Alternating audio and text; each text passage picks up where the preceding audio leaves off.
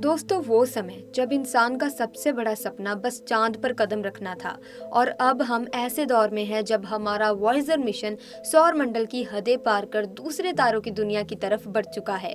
जिस तरह हमारा देश और दुनिया ने विकास की ऊंचाइयां छुई हैं, उसी तरह स्पेस प्रोब्स में भी एक लंबा सफर तय हुआ है। वॉयेजर का ये ऐतिहासिक कदम सिर्फ अंतरिक्ष में नहीं बल्कि हमारी समझ और हमारी सीमाओं के विस्तार की ओर एक छलांग है। आइए इस वीडियो में जानते हैं कि कैसे इस मिशन ने हमें भविष्य की ओर एक नई राह दिखाई है और हमारे ब्रह्मांड को समझने का नजरिया बदल दिया है। देखा जाए तो ये वीडियो बहुत ही ज्यादा इंफॉर्मेटिव होने वाली है। सो मैं आपको बता दूं कि आप इस वीडियो को आखिर तक बिना स्किप किए जरूर देखिएगा और अगर आपको इन्फॉर्मेशन अच्छी लगे, वीडियो अच्छी लगे तो इस वीडियो को एक लाइक जरूर कीजिएगा।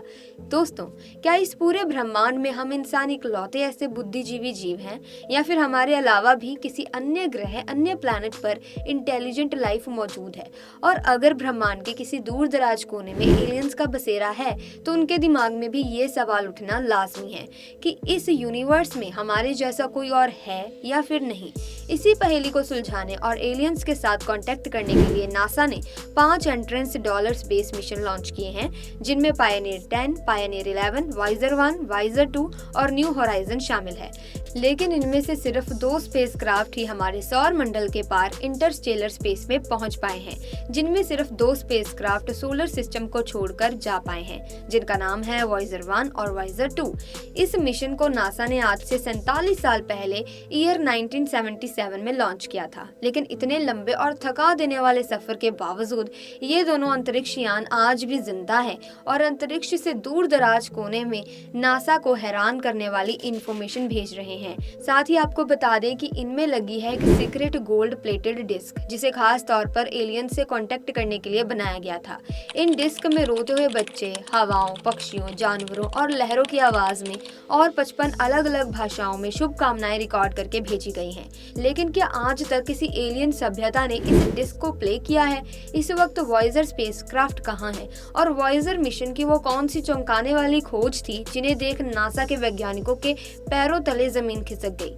अगर आप ये सब कुछ जानना चाहते हैं तो हम आपसे ये कहेंगे कि वीडियो को आखिर तक देखें। 20 अगस्त 1977 अमेरिकी स्पेस एजेंसी नासा ने अपने फ्लोरिडा में स्थित लॉन्च पैड से वाइजर 2 को लॉन्च किया, जिसके 16 दिन बाद यानी 5 सितंबर 1977 के दिन वाइजर 1 को लॉन्च किया गया। और अब ये उन चुनिंदा मैनमेड स्पेस ऑब्जेक्ट्स में से एक बन चुके हैं जो 47 साल बाद भी काम कर ब्रह्मांड के अनंत गहराइयों में झांक रहे हैं और डीप स्पेस नेटवर्क के साथ कम्युनिकेट करके पृथ्वी पर डेटा ट्रांसमिट कर रहे हैं। इस डीप एक्सप्रेस नेटवर्क में 3 ग्राउंड स्टेशंस हैं जो पृथ्वी पर एक दूसरे से करीब 120 डिग्री की दूरी पर ऑस्ट्रेलिया, स्पेन और अमेरिका में स्थित हैं। आज वाइजर 1 अर्थ से करीब 2590 करोड़ किलोमीटर दूर पहुंच चुका है, जबकि वाइजर 2 पृथ्वी से 2000 किलोमीटर दूर इंटरस्टेलर स्पेस में मौजूद है। दरअसल हमारी आकाश गंगा यानी कि मिल्की वे गैलेक्सी में करोड़ों अरबों सोलर सिस्टम हैं और इन सोलर सिस्टम के बीच जो जगह है उसे इंटरस्टेलर स्पेस कहा जाता है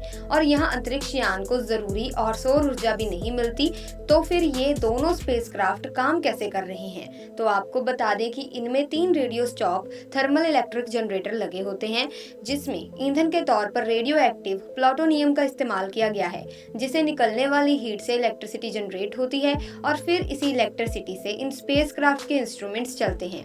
जी हाँ दोस्तों, आज से 47 साल पहले ही नासा ने अपने अंतरिक्ष यान में न्यूक्लियर एनर्जी का इस्तेमाल किया था और इतना लंबा सफर तय करने के लिए इन्हें तब लॉन्च किया गया था जब सौर मंडल के सभी ग्रह एक स्ट्रेट लाइन में आ रहे थे, जिस वजह से स्पेसक्राफ्ट को सफर करने के लिए प्लैनेट्स की ग्रेविटी का पुश मिला और उनकी यात्रा का समय 30 सालों से घटकर 12 साल रह गया। लेकिन उस गोल्डन रिकॉर्ड में क्या था जिसे कुछ वैज्ञानिकों ने इंसानियत के लिए खतरा करार दिया था और ये डिस्क वाइजर में आखिर रखी क्यों गई थी? तो दोस्तों, इसकी शुरुआत होती है 70 के दशक से, जब पृथ्वी पर यूएफओ की साइटिंग्स काफी ज्यादा बढ़ गई थी। तभी अमेरिकन साइंटिस्ट कार्ल सागन ने उनके साथ कांटेक्ट करने का एक तरीका खोज निकाला और इसी से वाइजर 1 मिशन लॉन्च करने के सपने की शुरुआत हुई थी। दरअसल वाइजर स्पेसक्राफ्ट में ग्रामोफोन के साथ 12 इंच के तांबे लोहे की गोल्ड प्लेटेड डिस्क जोड़ी गई थी, जिसे द गोल्डन रिकॉर्ड के नाम से जाना गया है। इस प्रोजेक्ट को करने के पीछे का मुख्य कारण था अंतरिक्ष में रहने वाले अन्य जीवों को संदेश देना, यानी जब अंतरिक्ष के किसी एलियन की मुलाकात वाइजर स्पेसक्राफ्ट से हो तो उसे पृथ्वी के बारे में पता लग सके।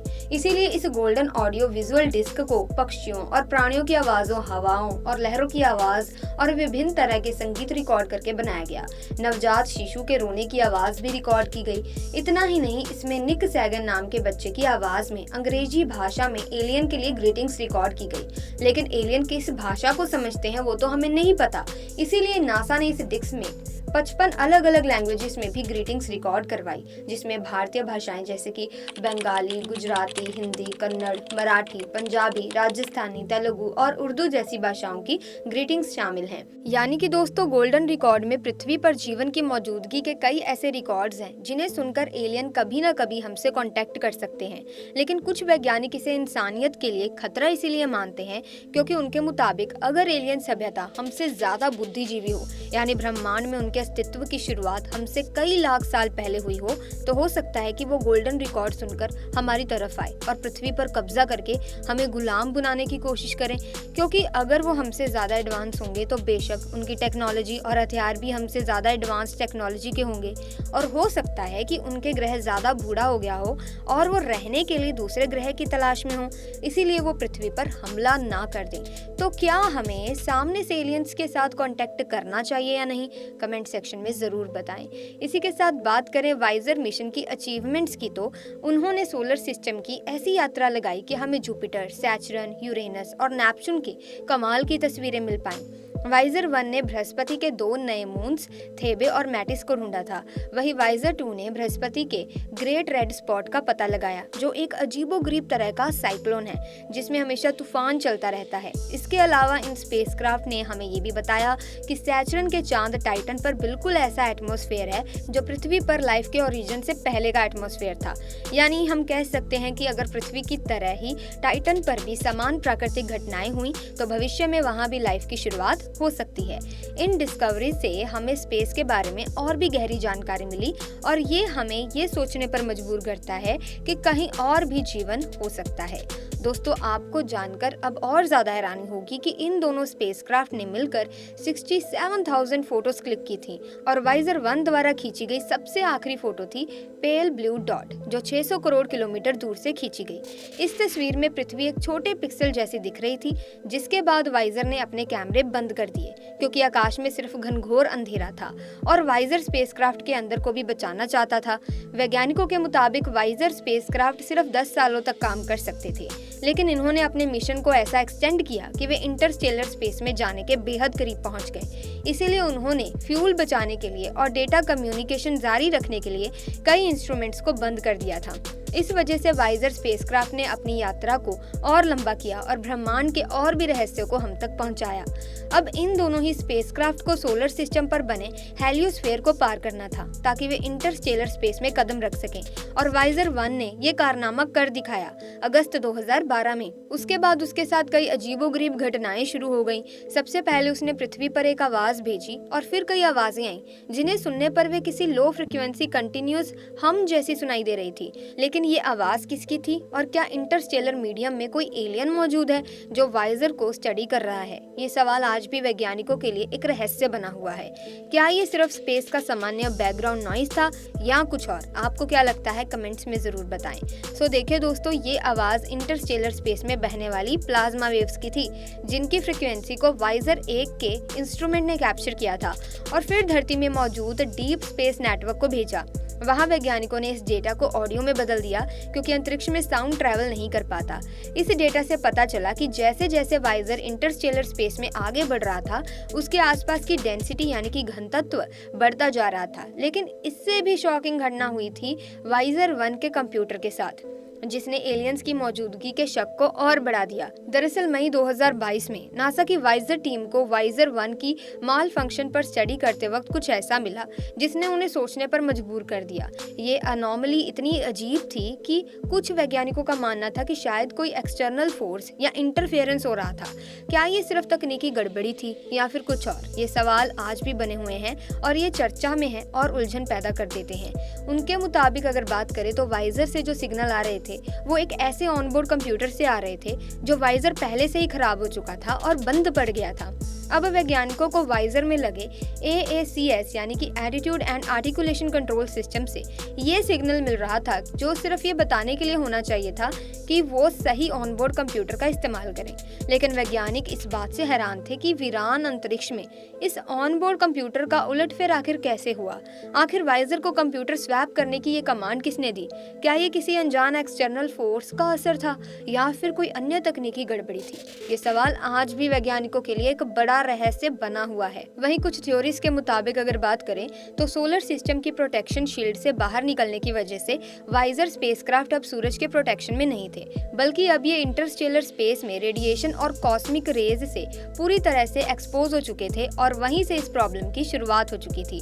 वाइज 1 और वाइजर 2 के अंदर जो गोल्डन रिकॉर्ड रखा गया वो सिर्फ ह्यूमंस के लिए नहीं बल्कि पूरी कॉस्मिक सिविलाइजेशन के लिए एक मैसेज है। ये रिकॉर्ड हमारी सिविलाइजेशन का परिचय देने के लिए डिजाइन किया गया था, जिसमें हमारी सोसाइटी, कल्चर और प्लैनेट के बारे में जानकारी दी गई। इस गोल्डन रिकॉर्ड को इस उम्मीद के साथ भेजा गया था कि अगर कभी कोई एलियन सिविलाइजेशन इसे पाए तो वो हमारे बारे में जान सके और हमारी प्रेजेंस का एहसास कर सके।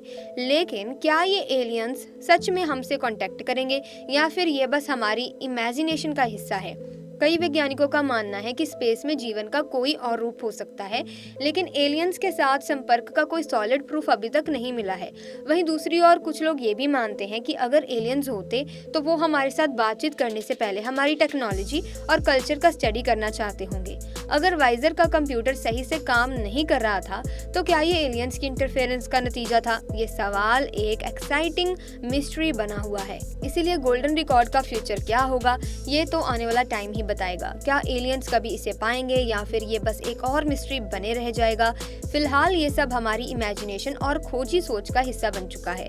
फिलहाल के लिए बस इतना ही। आई होप वीडियो आपको इंटरेस्टिंग लगी होगी। अगर हाँ तो आप इस वीडियो को लाइक करें, शेयर करें, चैनल को सब्सक्राइब करके बेल आइकन को प्रेस कीजिए ताकि तमाम नए वीडियोस की अपडेट आपको मिलती रहे। मिलेंगे जल्द ही, तब तक के लिए थैंक्स फॉर वॉचिंग।